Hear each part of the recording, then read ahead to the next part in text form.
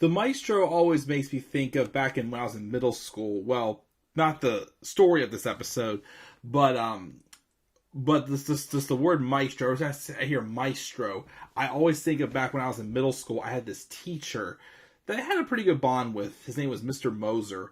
And I don't know why. I always, for the heck of it, someone said, "Hey, Maestro," just called him Maestro for the heck of it. Even though he knew the history of like music and whatnot, and he played the organ at like churches and whatnot.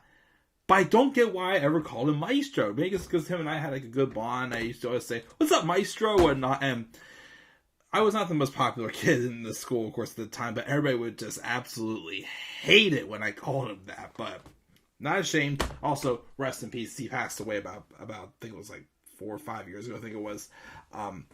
But just a fun fact, get out of the way. So, I did lie, not purposely lie, but I did make a mistake in the last episode.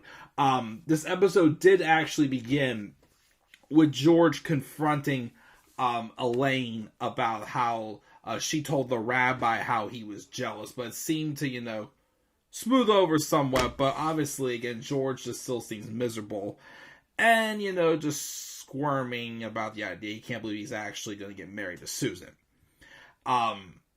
But, of course, the main follow-up from this episode was that at the end of the last episode, and I made a mistake, it wasn't Starbucks, it was a fictional coffee place called, like, Java World, where Kramer was suing them because he had that burn on his stomach for when he had the coffee inside there, saying it was, and his lawyer's trying to tell him that it was like a faulty lid that gave him that 3rd-degree burn.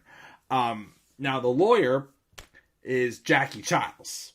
This is the first episode for Jackie Chiles in the series, as he appears in a couple more episodes, including, of course, the finale episode as well. He was in too, but of course, other episodes as well. Now, the idea for Jackie Chiles actually came around this time the O.J. Simpson trial was going on, and basically, it was kind of like a parody of Johnny Cochran.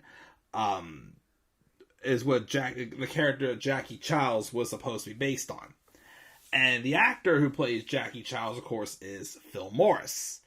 Now, why does the name sound a little bit familiar? Well, remember back in the non-fat yogurt episode, where there was 2 different versions, because they wanted to have a speech from the mayor of New York, and at the time, it was during the election week when this episode was being created. So they didn't know who the mayor was going to be. So they had 2 different versions. They had the Rudy Giuliani version and the David Dinkins version. Now, Dinkins, of course, wasn't really, crazy about, filming like the press conference. So they had a spokesperson who, the character's name was Philip Trout, speak for Dinkins. Instead, Dinkins would have won. Now, that spokesperson was played by Phil Morris, who played Jackie Chiles. But of course, they mentioned that, if they would have gone ahead with Phil Morris, if Dinkins would have won that election, not Giuliani, they may not have casted Phil Morris as Jackie Chiles, that they imagined, which I still feel could have been a little bit bogus too, but, whatnot. But Phil said in his audition, he got interrupted by Jerry, and he thought it was going to be bad, but Jerry went over to the thermostat and turned on the AC, saying, "Geez, you're really making me laugh. You're making it hot in here or whatnot." And then, of course, he seemed to be a very big hit right away, which he definitely played the part very well. The fast talking, enthusiastic, and again, like a parody of Johnny Cochran. So it seemed like an open and shut case with, the faulty lid and, all that. And of course, Kramer had the burn.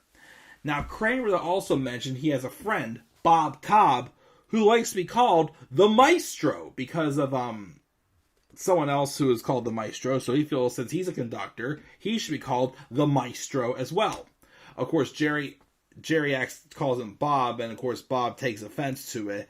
There's 2 storylines where like 2 of the characters were like obsessing over something so petty that doesn't really matter.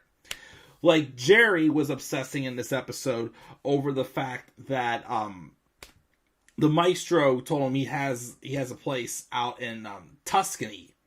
But he instantly tells Jerry, don't think about trying to rent there because there's nothing available. And Jerry's so obsessed with wondering, why is he so protective of Tuscany, pretty much. And any like run he had with the Maestro, he would just keep telling Jerry about it, which drove him nuts.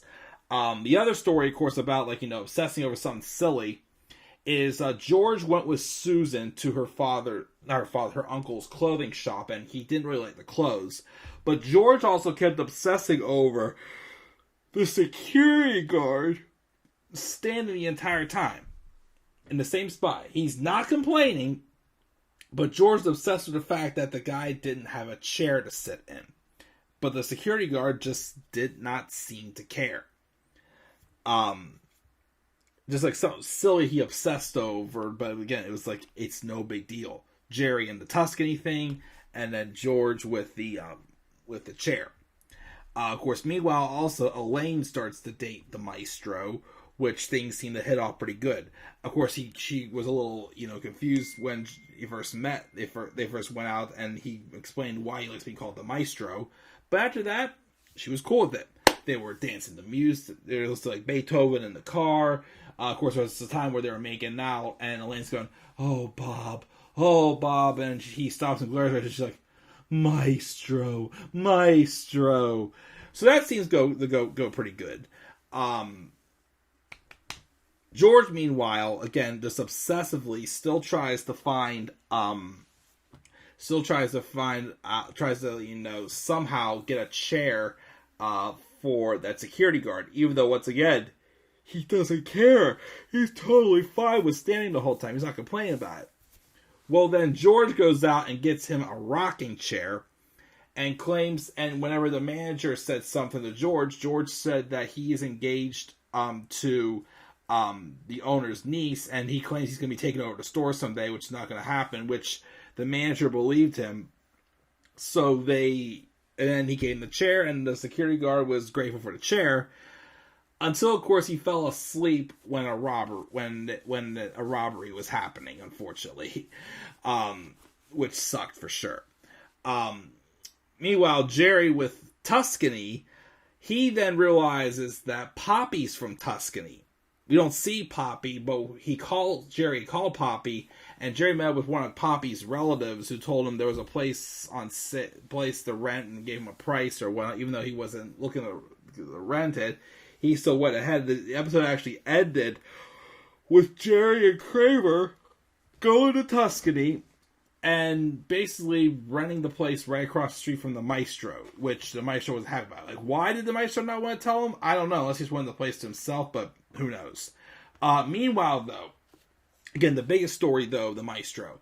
The Maestro had actually given Kramer this balm to put on his burn that Kramer didn't realize would like clear the bomb within 24 hours. And literally, like right before they're supposed to go talk to Java World again to make a big settlement, which he could have made a lot of money off of it. He wakes up the day of, and because of the bomb, the burn was gone. To which Jackie Childs flips out. He goes like, "Who told you to put the bomb on? I didn't tell you to put the bomb on. Who told you to put the bomb on?" And now Kramer says to the Maestro, like, "What do you think a bomb was supposed to do?" He goes, "I didn't know," basically. So then, obviously nervous, they were going to ask him about the burn. Kramer literally just took the first deal they offered, which was basically free coffee for the rest of his life, basically, from Java World. To which Jackie Childs, of course, was not happy that Kramer just did that. I thought it was very stupid, because, they could have gotten much more out of it. But, of course, since Kramer panicked about the bomb, then, they're screwed. Which set up for Jackie Childs to always be resistant for the rest of the series to help out Kramer, or anything whenever he got involved in anything that involved Kramer, basically. But other than that, that's pretty much it. Again, like, these episodes are good, just not too much really to the stories really to discuss. But my show's another good episode. It wasn't really anything that's leading into the next episode, which is the Wink. That was a good one, actually, too. And, of course, we also get to see Paul O'Neill in the next episode as well. And I believe also the last episode for George's coworker, Mr. Morgan, I think. I'm pretty sure.